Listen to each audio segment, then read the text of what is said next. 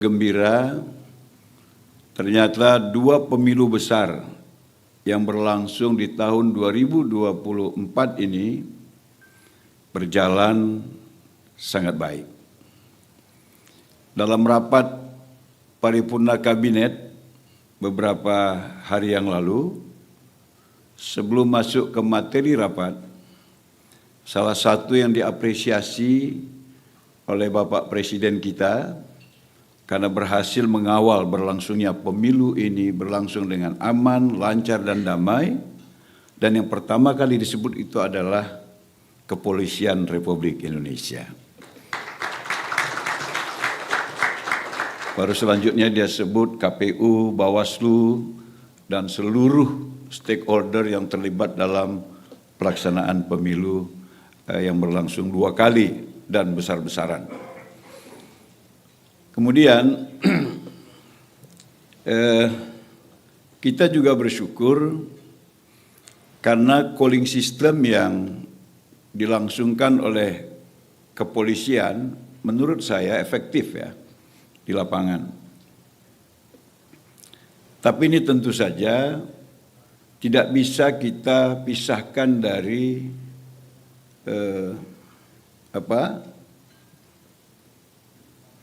gestur politik Presiden kita. Ya, bahwa Pak Prabowo sejak pemilu 2019 ingin menunjukkan bagaimana sebenarnya ciri demokrasi Indonesia yang sesungguhnya. Dia misalnya mencontohkan, kita terbiasa kok waktu kecil gambar kepala bapak si A bikin gambar kepala bapak kita, kemudian siapa berani pijak, kita berkelahi. Tapi setelah berkelahi, kita teman-teman saja, gak ada masalah. Tapi kan yang didesain untuk kita anut itu adalah demokrasi yang kalau setelah bertanding, yang kalah jadi oposisi. Yang tugasnya cuma satu, mengkritisi aja. Yang baik dikritisi, kurang baik, yang nggak baik apalagi. Maka beliau bertekad meninggalkan ciri demokrasi yang seperti itu. Bayangkan tahun 2019 itu antara cebong dengan kampret itu sudah sampai ke kamar tidur Pak Cahyo. Ada suaminya cebong, bininya kampret. Atau sebaliknya. Lalu apa yang beliau lakukan? Itu yang saya bilang tadi, gestur politiknya itu menjadi poin yang sangat penting. Beliau kemudian menyodorkan dirinya menjadi pembantu kompetitor yang mengalahkannya. Jadi kompetitor jadi presiden, dia menawarkan diri menjadi pembantu presiden. Kayaknya suasana politik yang awalnya itu sungguh luar biasa dinamisnya, kemudian cooling down-nya sangat terasa. Kenapa? Karena pihak pendukung beliau kemudian merasakan harus bersama-sama dengan beliau mendukung pemerintahan yang sah karena menang dalam pemilu. Nah, ketika 2024 beliau menang sebagai presiden, dia tidak menunggu orang menyodorkan diri, tapi dia dengan aktif kemudian menghimpun semua dalam tanda petik lawan-lawan politiknya pada masa kompetisi berlangsung untuk bergabung bersama-sama membangun Indonesia. Tidak ada oposisi. Ketika datang kritik yang begitu besar dari pihak luar, beliau dengan santai mengatakan, kami memiliki ciri demokrasi sendiri. Inilah demokrasi Pancasila. Kami tidak mau ikut, mesti ada oposisi baru itu disebut demokrasi, karena kami sudah kehilangan keyakinan dengan sistem demokrasi kalian. Karena kalian sibuk cerita demokrasi, sibuk cerita hak ajasi, tapi ketika Gaza dibombardir, kalian diam 1000 bahasa. Karena itu, biarkan kami mencirikan demokrasi dengan kepribadian kami sendiri. DJ orang Pak Cahyo. Ya tapi itu kemudian kabinetnya menjadi sangat gemuk. Beliau bilang sudah berkali-kali diukur wilayah Nusantara kita ini dengan Eropa itu sama luasnya. Nusantara Pak ya, Nusa dan Antara. Maksudnya tanah dan laut. Sama luasnya dengan Eropa. Eropa mengurus wilayah seluas Indonesia, dia butuh 27 presiden. Dia butuh 27 DPR, dia butuh 27 Kapolri. Indonesia satu aja. Iya Pak Prabowo, tapi Cina wilayahnya lebih luas, penduduknya lebih besar, menterinya 36. Ya Cina partainya satu, kita 28. Yang ingin dia tunjukkan itu, jangan cari celah untuk membuat kita retak. Carilah semua peluang untuk menguatkan persatuan. Karena itu dia bersikukuh kementerian ini jangan ada lagi ego sektoral. Dikumpulkannya kami Pak pertama di Hambalang. Pembicaranya semuanya dari luar negeri. Dari mulai slide yang ada di papan, bahasa Inggris Pak, pidato bahasa Inggris, yang nggak ngerti bahasa Inggris, innalillah. Tapi beliau tidak sadis Pak, disiapkannya juga. Cuman karena sama-sama menteri, walaupun nggak ngerti malu pakai itu. Termasuk saya itu maksudnya. Nanti dibilang nggak ngerti bahasa Inggris gitu kan. Padahal memang nggak ngerti Pak. Tapi paling nggak setelah selesai itu pembicara, dia bikin konklusi. Maksudnya pertemuan itu seperti ini. Memang dia sangat baik hati. Nggak cukup, dikumpulkannya kami di Magelang. Retreat Kabinet Merah Putih. Apa yang dia bilang?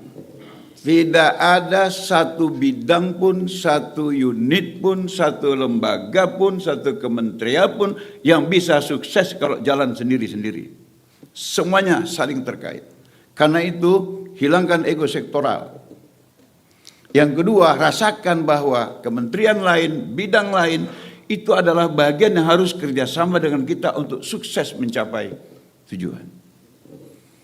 Baru kali ini Pak, kata menteri-menteri yang sudah lama itu, kita datang ke menteri manapun, itu macam satu kementerian itu disambutnya. Gitu.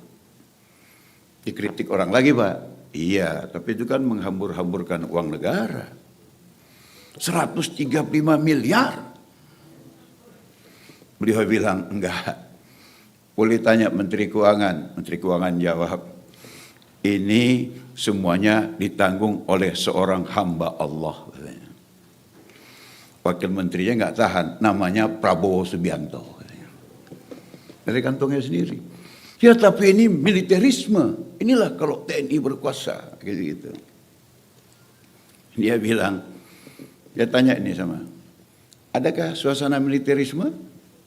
Saya ini kan militernya berakhir tahun 98. Sekarang saya sipil, baju yang kita pakai ini bukan baju tentara, ini baju Komcat. Jadi tidak ada militerisme. Tapi military way, yes. Karena kita sekarang kehilangan disiplin, kita kehilangan tanggung jawab, kita kehilangan rasa persatuan, kita ini mau sukses sendiri-sendiri. Military way itu sama seperti pemain bola. Kita harus bekerja sama. Yang mau saya sampaikan pesannya, beliau tidak menanggapi semua cemoohan itu dengan sesuatu yang bisa membuat orang tersinggung. Beliau menyerap itu semua, dan kemudian mengeluarkan sesuatu yang kemudian orang happy dan tidak merasa bahwa pendapatnya salah, dikalahkan, tidak ada seperti itu. Nah, cara-cara seperti ini saya masih teringat pidato beliau ketika Abraham Lincoln bersaing ketat dengan Stewart. Akhirnya yang Stewart ini sampai membilang Abraham Lincoln itu, maaf, anjing. Maka setelah pemilu Abraham menang, dia datang ke rumah Stewart. Ajudan Stewart bilang, Abraham datang, ngapain anjing itu kemari? Maka Abraham datang, begini Stewart, aku ini ingin berbakti untuk Amerika. Dan kau pun ingin berbakti pada Amerika. Di belakang aku banyak pasukan, di belakang kau banyak pasukan.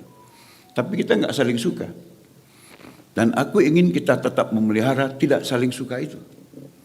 Tapi kenapa kita nggak sama-sama bangun Amerika? Akhirnya Stewart menjadi mensesneknya Abraham Lincoln, dan lihatlah betapa besarnya Amerika hari ini. Nyata Mao Zedong juga punya persoalan yang sama dengan pesaingnya. Ini yang pidato Pak Prabowo, Pak Cahyo. Karena dia memang rajin baca. Kalau saya cuma dengar sekali dua kali, habis itu lupa.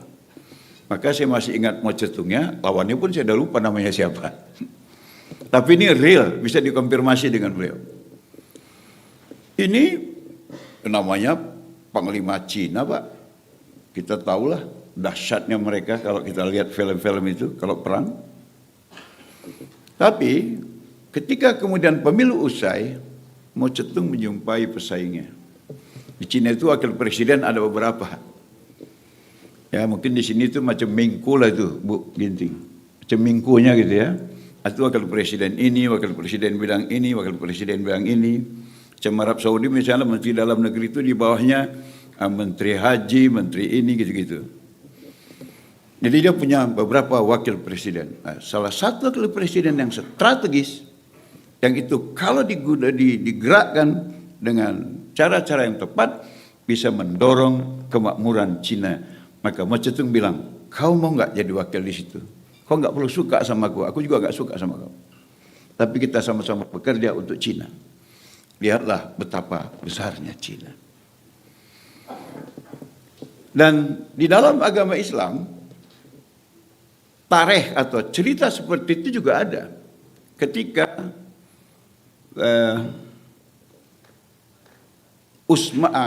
Ali bin Abi Thalib, khalifah keempat itu tewas. Ahlul Bait itu, Bu, keluarga yang punya hubungan darah. Berkeinginan gantinya adalah Hasan bin Ali, anaknya yang tua. Tapi sahabat yang lain itu sudah berbaiat kepada Sayyidina Muawiyah. Maka ahli bait ini kemudian menjumpai Hasan. Kau anaknya Ali, kau punya kualitas, kau punya kapabilitas, kau punya integritas, kau yang cocok menggantikan ayahmu. Hasan bilang, saya tahu kepala umat Islam hari ini di tangan saya. Maksudnya apapun yang saya bilang mereka pasti ikut. Tapi sahabat yang lain sudah berbaiat kepada Muawiyah. Maka ayo temani saya, kita sama-sama berbaiat kepada Muawiyah. Jadi calling down politik itu sebenarnya dalam skala yang lebih besar sudah banyak dicontohkan oleh pemimpin-pemimpin dunia dan mengakibatkan Amerika sebesar sekarang, Cina sebesar sekarang, dan Islam masih dianut orang sampai sekarang. Itu juga ada saham dari pemimpin-pemimpin yang faham tentang makna calling down ini. Apa tadi? Calling system ini. Mereka faham dengan itu, mereka praktekkan, dan hasilnya kita lihat sampai hari ini. Karena itu saya ingin mengatakan, kita mendukung sepenuhnya ini. Calling system yang dilakukan oleh Polri, yang saya dengar statement awalnya itu oleh Pak Kapolri di Komisi 3. Karena saya Pak walaupun Wakil Menteri Agama, perkembangan Komisi 3 ikut, karena 8 tahun saya di situ. Perkembangan Komisi 8 saya ikut juga, karena saya 2 tahun di situ. Maksudnya apapun yang terjadi di 2 komisi ini paling tidak, saya tetap update supaya nggak ketinggalan informasi. Nah, Bapak Ibu sekalian, khususnya tokoh-tokoh agama, tokoh-tokoh masyarakat, tokoh-tokoh pemuda, saya kira pemilu itu kan memang sistem yang disahkan oleh undang-undang untuk pergantian kepemimpinan. Menang dan kalah itu adalah hal yang sangat lumrah. Tapi sebenarnya dengan contoh yang dibuat oleh Pak Prabowo, kita menang sama-sama. Nggak ada yang dikalahkan. Dan mungkin perlu ada penelitian juga, Pak Cahyo. Rupanya pemilu serentak ini juga menurunkan konflik. Karena paling nggak kami di DPR itu, ya, waktu saya ke DPR masuk saya, kita enak sekarang Romo, pulang ke dapil sekali aja langsung bisa masuk kantor.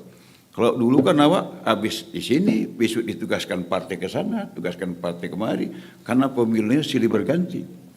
Kalau ini sekali jalan, ya sekali jalan lah, mudah. Tidak seperti sebelum-sebelumnya. Jadi saya kira ini pemikiran yang sangat cerdas juga ini. Kemudian yang kedua, karena ini berlangsung di semua provinsi, di semua kabupaten kota, maka upaya untuk memobilisasi massa ke satu daerah untuk memenangkan calonnya itu juga berkurang. Karena pasti yang terlibat hanya massa yang ada di wilayah itu. Saya kira ini perlu menjadi kesimpulan kajian bahwa patut untuk dipertahankan gitu. Ya, sistem pemilu kada serentak dan juga pemilu presiden dan legislatif itu. Walau ada keluhan juga di bawah kalau antara presiden dengan legislatif. Karena tenggelam Pak nama anggota DPR-nya itu. Yang dibahas orang cuman Prabowo, Anies, sama Ganjar. Akhirnya joke-nya pun aneh-aneh. Tolong caslah baterai, kenapa? Udah tinggal Ganjar ini baterainya katanya. Maksudnya 17%. Kalau aku masih Prabowo katanya. Jadi nggak usah dicas dulu. Ya. Maksudnya tenggelam. Nama-nama anggota DPR itu pun tenggelam. Jadi perlu ada upaya ekstra dari partai kemudian untuk bergerak. Nah, Gerindra waktu itu tenggelam mendukung presiden Pak Cahyo. Makanya partainya nggak jadi pemenang. Karena semuanya menjadi abdi dalam menangkan presiden. Akhirnya lupa bahwa dirinya juga berkompetisi. Saya